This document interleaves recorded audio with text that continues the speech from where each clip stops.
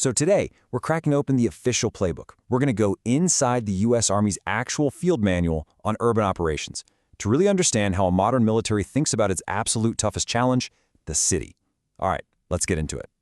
You know, Napoleon said this over 200 years ago, and it's wild how true it still is.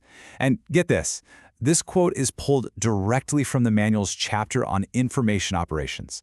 It just perfectly sets the stage, right? It tells you right from the jump that modern urban conflict, it isn't just about guns and tanks. It's a battle for what people believe, for who's seen as the good guy. It's a battle for the story itself. And where does that battle of stories take place? Well, right here. The whole point of this manual and what we're breaking down today is that the very center of gravity for global conflict has moved. I mean, forget those old images of battles in open fields. The future of warfare is dense, it's messy, and it is overwhelmingly urban. Okay, so let's start by digging into why. Section 1 here lays out what the manual literally calls the urban nightmare, and it's a perfect name for it.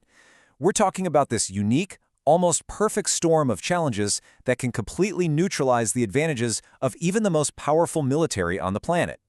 So how does the manual break down this chaos? For starters, the threat in a city is completely three-dimensional, right? It's not just in front of you or behind you. It's coming from rooftops above and sewers below. Every single window is a potential threat. Then you throw in the constant presence of civilians, which makes it nearly impossible to tell friend from foe. Even the city's infrastructure, the power grid, the water, that can be turned into a weapon against you. And here's the kicker. The very act of fighting creates rubble, which then becomes a whole new set of obstacles. It's a problem that literally makes itself worse as it goes on. And all this chaos, it creates the perfect environment for a strategy called asymmetry. Think about it. A smaller, less advanced force knows it can't win a straight-up fight. But in a city, they don't have to. They can use the city itself, all its complexity, its people, its maze-like streets, as a great equalizer, basically turning a superior military strengths into weaknesses. And what's the number one rule for that asymmetric force? It's simple. Allow. No? Sanctuary. The manual is super clear about this. An adversary will use the endless cover of the city to make sure that absolutely nowhere is safe. We're talking forward operating bases, supply lines, even the command centers way in the back. Everything becomes a target. So you might be asking, how in the world does the Army even begin to counter this nightmare scenario? Well, the answer is pretty surprising. It's not with more firepower, but with more understanding. Let's move into Section 2, because this is where you see the whole strategy shift. To control the city, you first have to dissect it, almost like a surgeon. And to get that deep understanding, the manual lays out this really smart three-layer framework. First, you start with the obvious stuff, the physical terrain. You know, the buildings, the streets, the subways, even the rooftops, what they call the supersurface. Then you go a level deeper and map out the infrastructure, all the systems that make the city tick, like power, water, and communications. But it's that final, third layer. Well, that's the one that changes everything. And this right here, this is the absolute heart of modern military thinking on this. The real center of gravity in a city isn't a bridge or a key building, it's the people. The manual hammers this home, understanding their culture, who they listen to, their politics, their grievances, even what news they watch, is way more important than just having a map of the streets. Why? Because at the end of the day, it's the population that grants you legitimacy. They decide who wins. Let's take something like transportation, for example. The manual points out that every city really has two systems running side by side. You've got the formal system, the buses, the trains. It's easy to see, easy to map, but it's also really fragile. It's easy to shut down. But then there's the informal system, you know, the network of vans and taxis run by families and local entrepreneurs. It's flexible, it's adaptable, and during a conflict, it often becomes the real lifeline for the city.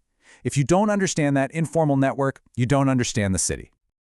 Okay, so once you have this deep, layered understanding of the city, it totally changes how you operate. It changes the rules of the game.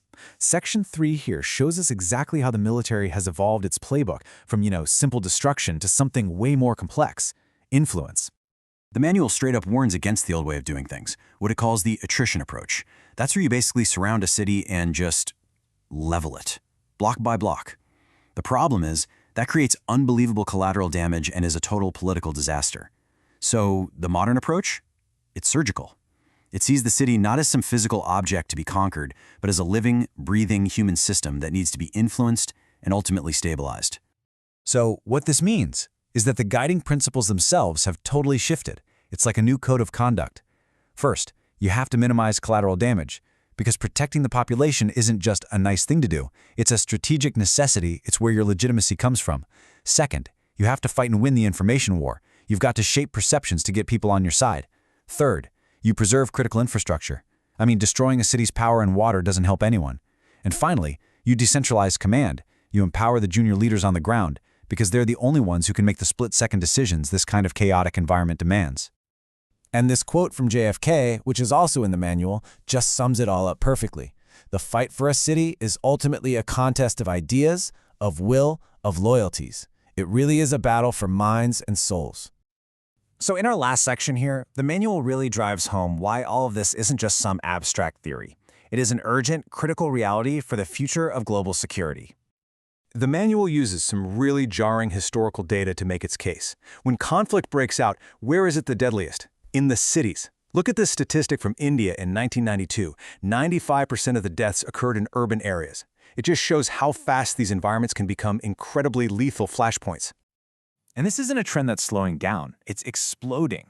This chart, and it's taken right from the manual, shows this massive, undeniable shift of human population into cities, especially in the developing world. I mean, look at those projections. These are the future hotspots. These complex, crowded places are where global stability is going to be won or lost. Which really leaves us with a final and pretty tough question. If the modern battle for a city is more about influencing a human system than it is about conquering a physical space, what does winning even look like anymore? As more and more of the world's population packs into these complex, fragile, and volatile urban centers, the question of whether a city can ever truly be won by military force, well, that might just be the central challenge of warfare in the 21st century.